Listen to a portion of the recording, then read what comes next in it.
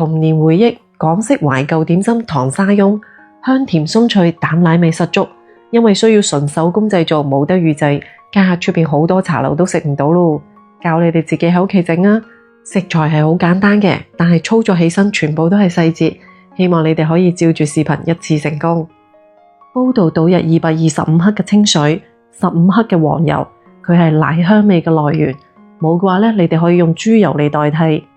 煮到佢大滾之後，轉最細火，倒入150克嘅中筋麵粉，即係平時我哋整包整饅頭嘅麵粉。呢一步呢，就係用細火將清水同油完全咁食入啲麵粉度，徹底淥熟嚿麵團。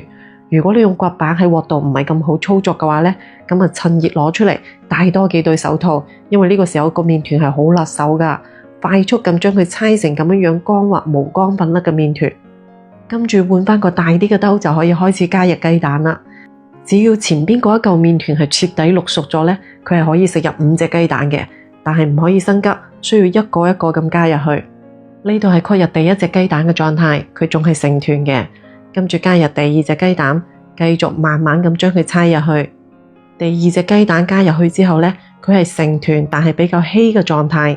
好多姊妹都會擔心用雞蛋嚟整點心會食到啲蛋腥味。今日同你哋分享一下我屋企呢段時間都喺度回購嘅呢款可以生食嘅無抗雞蛋。佢唔單止每隻蛋都有溯源碼，仲經過咗可生食同埋無抗生素認證㗎。普通雞蛋容易中招嘅呢啲問題，佢全部都冇。剝出嚟啲雞蛋肉眼可見，真係靚好多㗎。尤其係俾小朋友食，真係會食得好放心。呢個係加入3隻雞蛋之後嘅狀態，已經係比較稀㗎啦。繼續加入第4隻雞蛋，成個過程唔好心急，要等啲雞蛋液食晒入去，再確入下一個。其實一啲都唔複雜㗎，只係我呢度講得比較詳細，就係想清晰咁俾你哋睇到每一個雞蛋確入去之後係咩狀態。真係想你哋照住做一次就可以成功。嗱，呢度5隻雞蛋 cut 咗入去，你求其戚起個麵糊咧，可以見到個倒三角，而且用虎口擠出嚟咧，佢係堅挺，唔容易倒落去嘅。跟住就要落鑊炸啦。屋企有呢啲幾蚊雞嘅溫度計咧就比較好嘅，佢可以精準咁幫你把控個油溫，因為佢係需要低溫慢炸嘅。油溫去到90度度咧，就要開始擺入啲麵糊啦。匙羹過一下油咧，就冇咁容易黐麵糊。好似擠肉丸咁樣，大細都冇所謂嘅，自己中意嘅啫。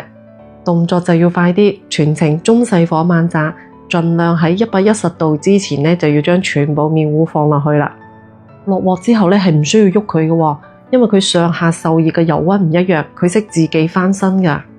大概5-6分鐘炸到佢6-7成熟之後呢，佢就自己識浮起身噶啦。